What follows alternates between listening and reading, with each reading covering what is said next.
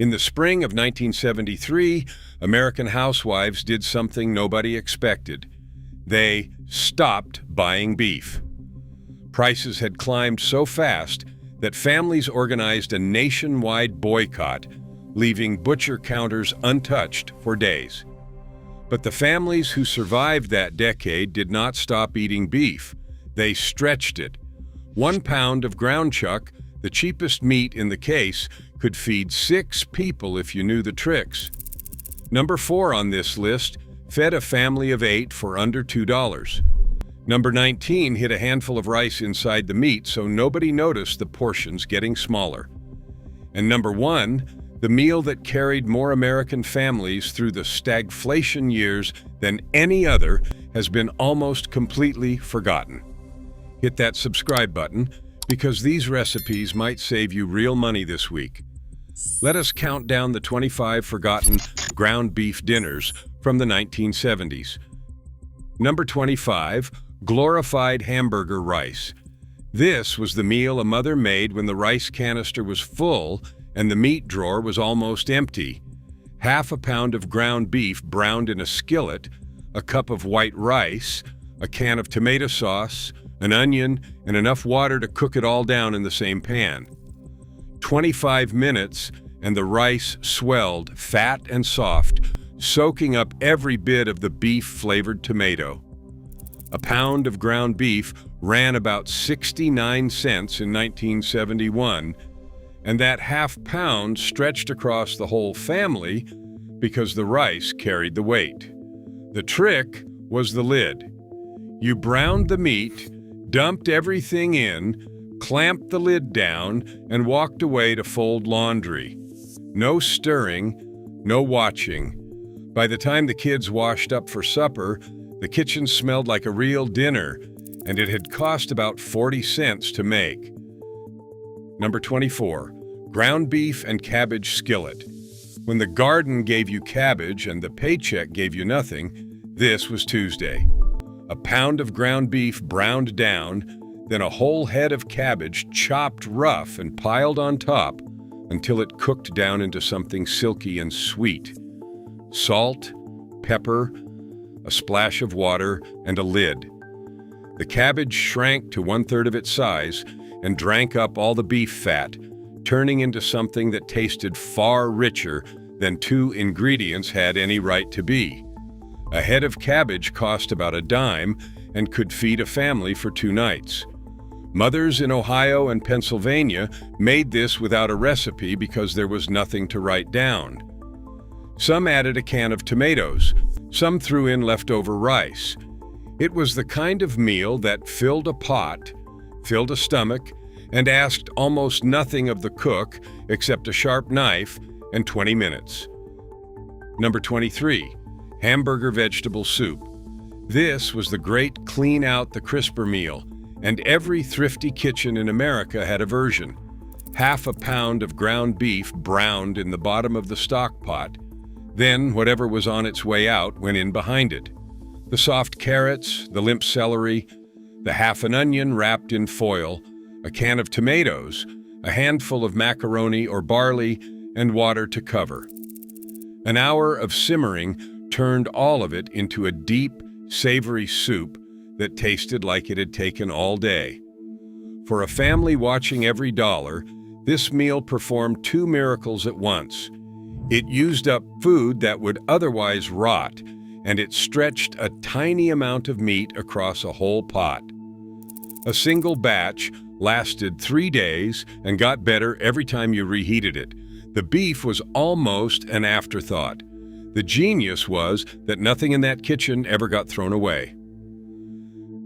Number 22, Spanish rice with ground beef. Long before anyone called it a burrito bowl, working families across the Southwest and the Midwest were eating Spanish rice for supper. A half pound of ground beef, browned with a chopped onion and a green pepper. Then a cup of rice stirred in until it turned golden in the drippings, followed by a can of tomatoes and enough water to cook it down. A shake of chili powder, a pinch of salt, and a lid for 20 minutes. The rice came out stained red and savory, every grain coated in beef and tomato. A green pepper cost a nickel. The whole skillet fed 5 people for under 50 cents and reheated beautifully in a covered dish the next day. This appeared on dinner tables from Texas to Indiana under a dozen names, and almost every one of them has vanished, replaced by a packet of seasoning and a microwave pouch that costs 10 times as much. Number 21, creamed ground beef on toast. The Army called it something unprintable. Everyone else called it hamburger gravy on toast, and millions of men who came home from Korea and Vietnam ate it without complaint because it was fast, filling, and made of almost nothing. A half-pound of ground beef browned in a skillet, a spoonful of flour stirred in to coat it, then milk was poured over slowly until the whole thing bubbled into a thick, peppery white gravy threaded with bits of beef. You ladled it steaming over 2 slices of toasted white bread, and that was supper. The bread soaked up the gravy and turned soft underneath the weight of it. A quart of milk cost about 30 cents, and the meal came together in under 10 minutes on a single burner. Veterans made it for their kids on payday eve nights when the wallet was thin, and a generation grew up thinking it was a treat. Today it appears nowhere but in old base mess memories. Number 20, tamale pie. When a Western family wanted something that felt like an occasion without spending like one, the cook reached for cornmeal and a pound of ground beef. The beef was browned with onion, chili powder, and a can of tomatoes, then poured into a baking dish and capped with a soft cornmeal batter that baked up golden and slightly sweet. The cornbread crust soaked up the chili juices from below, turning custardy at the seam where the 2 layers met. A cup of cornmeal cost pennies and could turn a small amount of seasoned meat into a casserole that fed the whole table. It came out of the oven, bubbling at the edges, and a single dish stretched 1 pound of beef across 6 people, without anyone noticing the portions were small. Church potlucks across California and Arizona ran on tamale pie because it traveled in the pan. It was baked in and reheated without falling apart. First pattern break. Here is where the story of 1970s cooking gets interesting. Ground beef did not become the king of the American supper table by accident. In 1973, beef prices jumped almost 40% in a matter of months, and a steak that a family had eaten on Sundays for a generation suddenly cost more than a day's wages. Inflation was eating paychecks alive. Gas lines stretched around the block, and in kitchens from coast to coast, mothers made a quiet decision. They would not stop feeding their families well. They would just learn to make 1 pound of the cheapest meat in the case do the work of 3. Every recipe on this list is built on the same idea. Stretch the meat with rice, with bread, with beans, with potatoes, with anything that cost less than beef did. The meat became a seasoning rather than a centerpiece. That was not defeat. That was skill. Number 19, porcupine meatballs. This was the cleverest stretch on the entire list, and it was hiding in plain sight. A mother mixed raw white rice directly into a pound of ground beef, along with an egg and a little onion. She rolled the mixture into balls and simmered them in tomato sauce. As they cooked, the rice grains swelled and poked out through the surface of each meatball like little quills, which is exactly how the dish got its name. But the rice did more than look funny. It nearly doubled the size of every meatball for the cost of a few cents, so 1 pound of beef became dinner for a family of 6. The rice cooked right inside the meat, soaking up the tomato sauce from within and keeping each bite tender and moist. Children loved them because they were fun to look at, and mothers loved them because they cut the meat bill in half without anyone at the table ever complaining about smaller portions. Number 18. Hamburger stroganoff. Real beef stroganoff used tenderloin and cost a fortune. The poor man's version used the cheapest ground beef on the shelf and tasted nearly as rich. A pound of ground beef browned with an onion, then a can of cream of mushroom soup stirred in, a splash of milk to thin it, and a spoonful of sour cream at the very end for tang. You poured it over a pot of egg noodles, and the whole thing came together in 20 minutes. The cream of mushroom soup was the secret engine of the 1970s home cooking, turning a few cheap ingredients into something that tasted creamy and special. A can cost about a quarter. For a family that could never dream of buying tenderloin, this was the dish that made a Tuesday feel like a celebration. It looked like restaurant food on the plate, and nobody had to know it started with the discount tube of ground beef and a can of soup. Number 17, stuffed bell peppers. This was the dish that made 1 pound of ground beef feed 6 people while looking like real effort on the table. Bell peppers were halved and hollowed out, then filled with a mixture of browned ground beef, cooked rice, an onion, and a can of tomatoes. They were stood up in a baking dish with a little tomato juice in the bottom to steam them tender, then baked until the peppers slumped soft and the filling set. The rice doubled the volume of the meat for almost nothing, and the pepper itself became the bowl, which meant less to wash up afterward. Bell peppers cost about a nickel each in 1972. These sat in the center of weeknight dinner tables across Illinois, Indiana, and Ohio, and they looked like abundance even though they were built from scraps.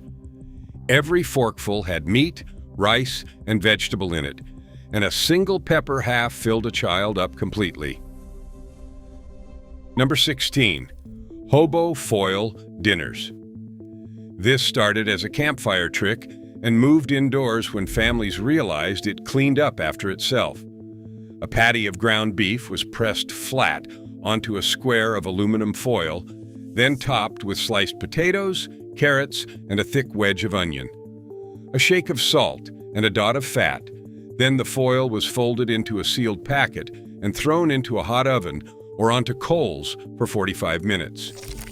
The meat juices steamed the vegetables soft, and everything cooked in its own little pouch with no pot to scrub afterward.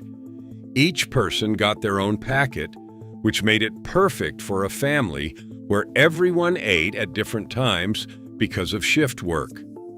A whole meal cost about 30 cents per person and required no pans, no plates if you ate straight from the foil, and almost no cleanup. Boy Scout troops and Steeltown mothers swore by it for the same reason. It was nearly impossible to ruin. Number 15. Tater Tot Hottish. In the upper Midwest, this was not a casserole. It was an institution.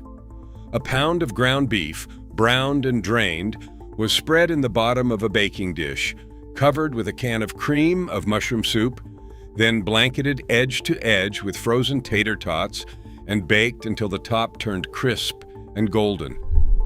The tots crowned the whole thing in a layer of crunchy potato, and the soup melted down into a creamy gravy below.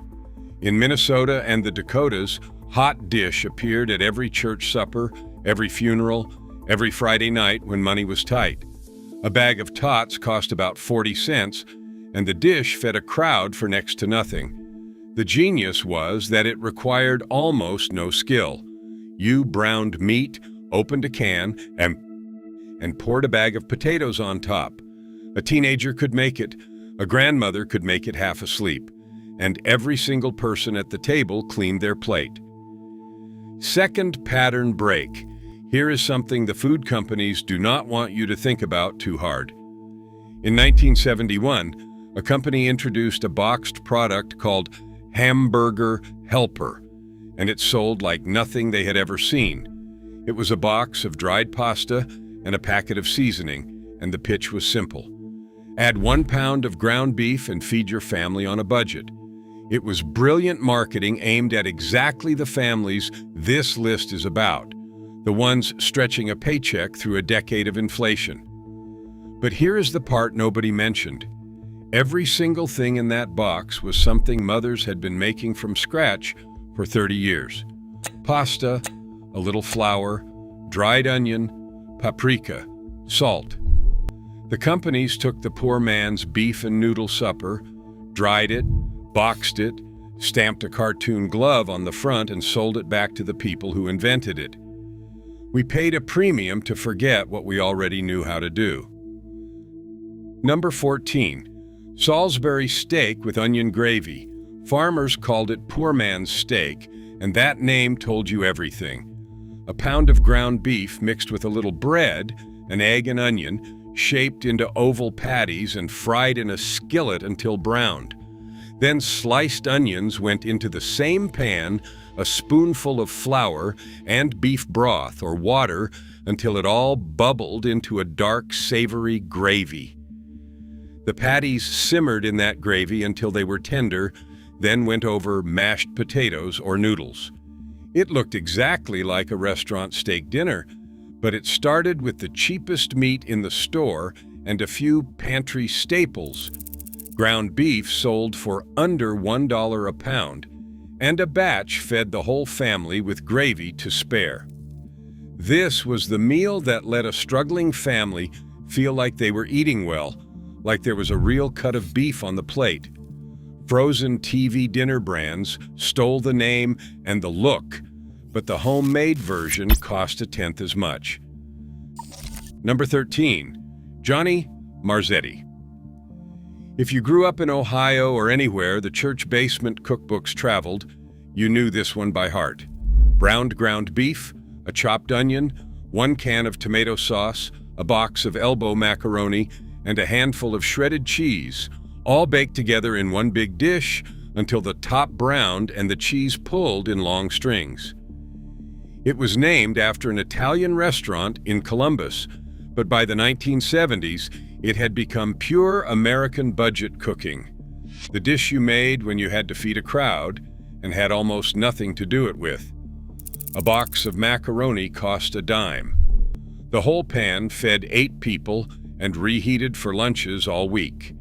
School cafeterias served it. PTA meetings served it. It showed up at every potluck because it was cheap. It traveled in its own dish, and it tasted even better the second day when the noodles had soaked up all the sauce. Number 12. Hamburger pie. This was the dish that looked like a Sunday roast and cost like a Tuesday afterthought. A pound of ground beef, browned with onion and a can of green beans, was spread into a pie plate, then topped with a thick layer of mashed potatoes and baked until the potato peaks turned golden. Some mothers grated a little cheese over the top in the last few minutes so it browned into a salty crust. The mashed potato lid made 1 pound of beef, feed 6 people, and gave the whole thing the look of a real shepherd's pie.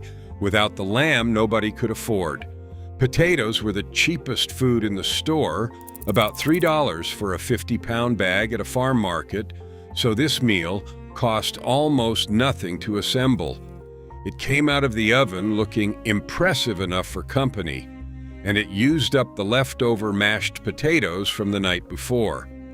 Nothing wasted, everyone fed, and the plate looked like effort. Number 11. Hamburger curry. Curry sounds exotic now, but in the 1970s it was a thrifty way to dress up cheap meat with a spoonful of yellow spice from the back of the cupboard. A pound of ground beef, browned with onion, mixed with a heaping spoon of curry powder and a can of cream soup or just flour and water to thicken. Sometimes a chopped apple or a handful of raisins added sweetness. You spooned it over a mound of white rice, and dinner was done. The curry powder cost almost nothing and lasted for years, and that one jar could turn the same old ground beef into something that smelled and tasted completely different from every other night of the week.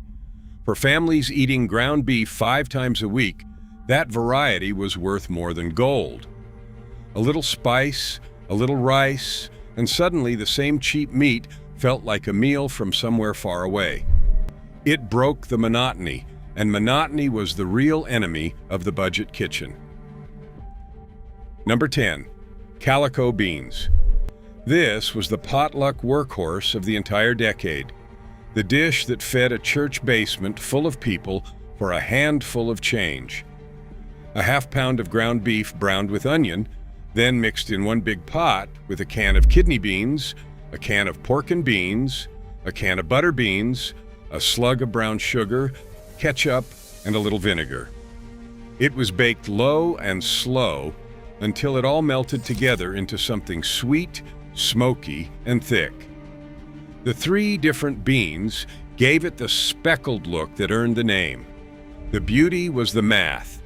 A half-pound of meat and 3 cheap cans of beans fed 20 people, which made it the first thing anyone signed up to bring to a gathering. It sat in a slow cooker on the counter all afternoon, asking nothing, and it tasted better the longer it sat.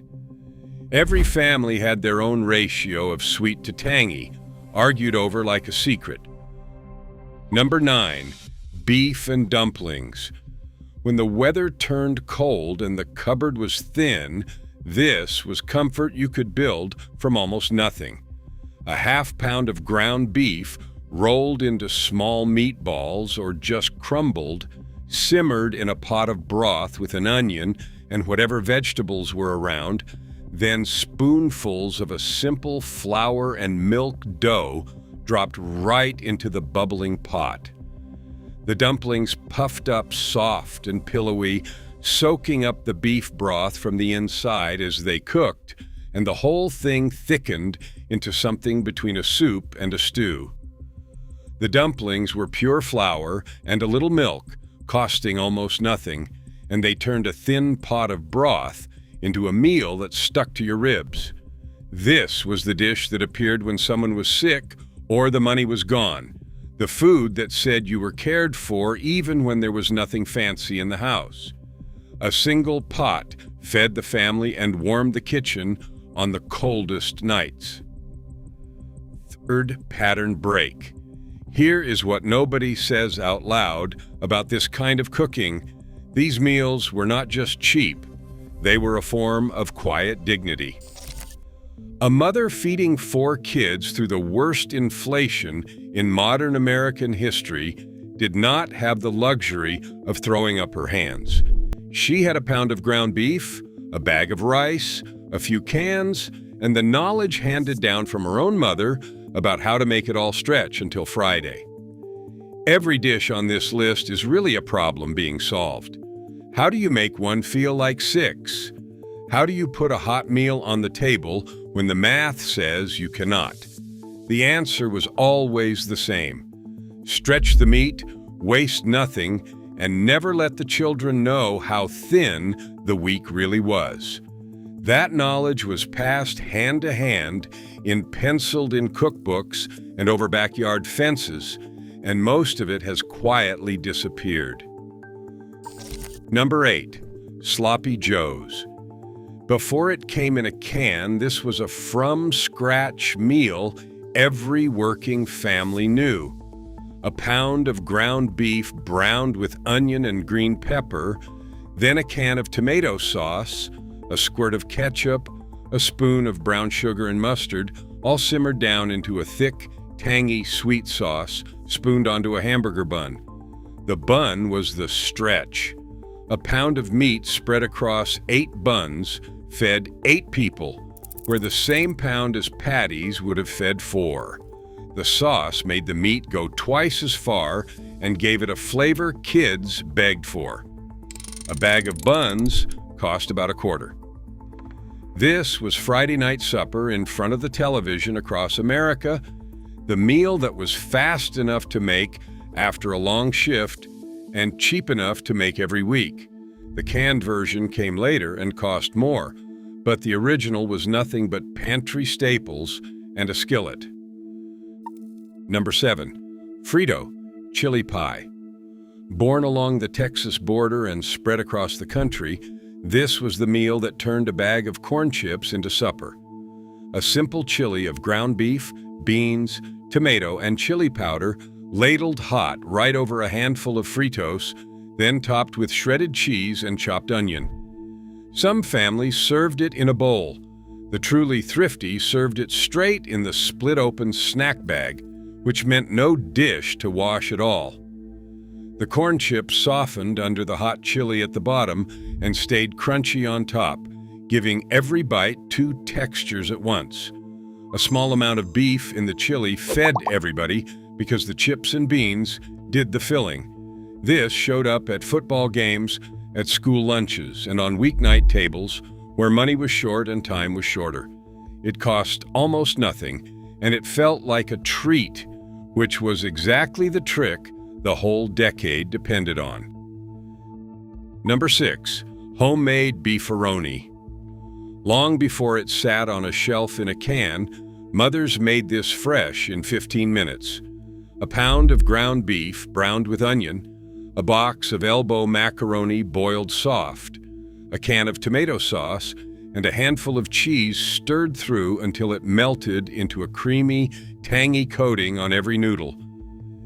It was the kind of meal children asked for by name, and mothers were happy to oblige because it cost almost nothing and came together faster than a trip to the store.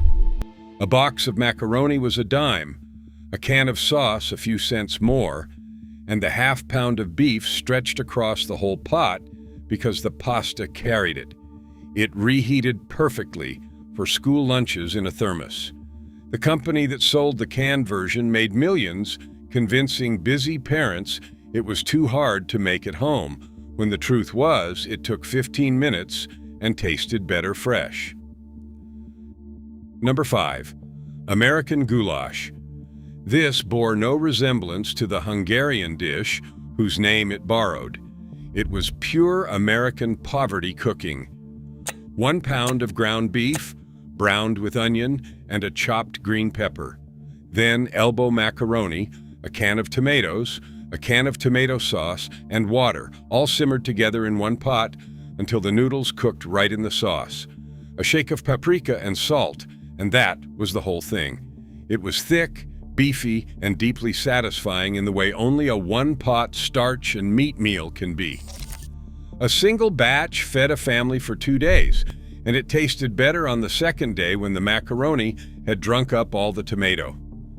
This was the unofficial weeknight dinner of working-class America in the 1970s, made in millions of kitchens under a dozen names, Slumgullion among them. It used 1 pot, 1 pound of meat, and a handful of pantry staples, and it kept families fed without complaint through the leanest years of the decade. Number 4. Meatloaf. This is the dish that made 1 pound of ground beef feed 8 people, and the secret was never the meat. It was the bread. A mother tore 2 or 3 slices of white bread, soaked them in a little milk until they turned to mush, and mixed that paste right into the ground beef along with an egg and an onion. The soaked bread, what fancy chefs now call a panade, created moisture pockets all through the meat and absorbed liquid like a sponge, so the loaf stayed tender and stretched nearly twice as far as the meat alone would have. A skim of ketchup over the top caramelized in the oven into a sweet glaze. A loaf of bread cost under 30 cents, and that loaf could turn 1 pound of cheap beef into a Sunday dinner with cold slices left over for sandwiches all week. Every slice held together, every slice had flavor, and nobody at the table ever guessed how little meat was actually in it. Number 3. Chili with beans. Not the slow-smoked competition kind. The poor man's kind, made in 30 minutes from a pound of ground beef, a can of kidney beans, a can of tomatoes, chili powder, and salt. The beans were the whole point. They doubled the volume of the pot for pennies, and made the chili filling enough to last 3 days. For a family cooking for the week, this was the ultimate batch meal. Make it Sunday, eat it Monday, Tuesday, and Wednesday, and it tasted better every single day as the flavors deepened. The tomatoes made it bright, the beans made it hearty, and even the cheapest tube of ground beef from the discount rack gave it enough substance to keep a working person going through a long shift. A single pot cost a few dollars and fed everyone for days. Church food banks packed the ingredients together in one bag because they knew exactly who would make it and exactly how far it would stretch. Number 2, hamburger gravy over mashed potatoes. Farmers called it poor man's steak. Mothers called it hamburger gravy. The children just called it supper.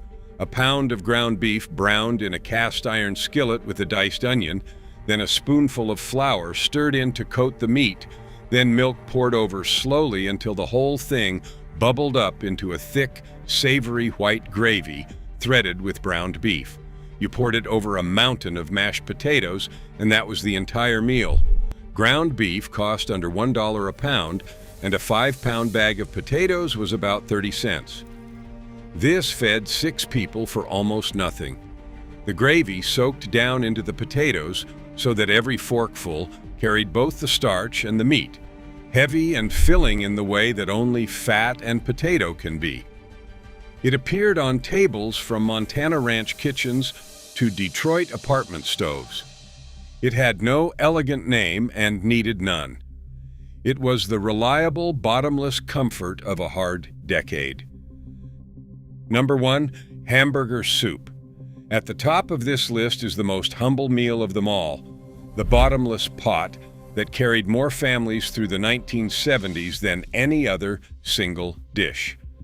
A half-pound of ground beef browned in the bottom of the biggest pot in the house, then a can of tomatoes, a handful of macaroni or barley, a diced potato, an onion, whatever vegetables were limp in the bin, and water filled nearly to the brim. An hour of simmering and the whole thing turned into a deep, savory soup that tasted like it had cost 3 times what it did. The genius was that it was endless. When the pot ran low, you added more water, more whatever you had, and stretched it another day. A half-pound of meat became 4 nights of dinner. It cost almost nothing, it wasted nothing, and it filled every stomach at the table.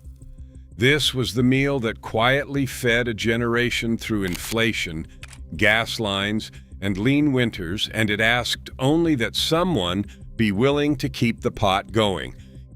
Here is the challenge. Make one of these this week, just one.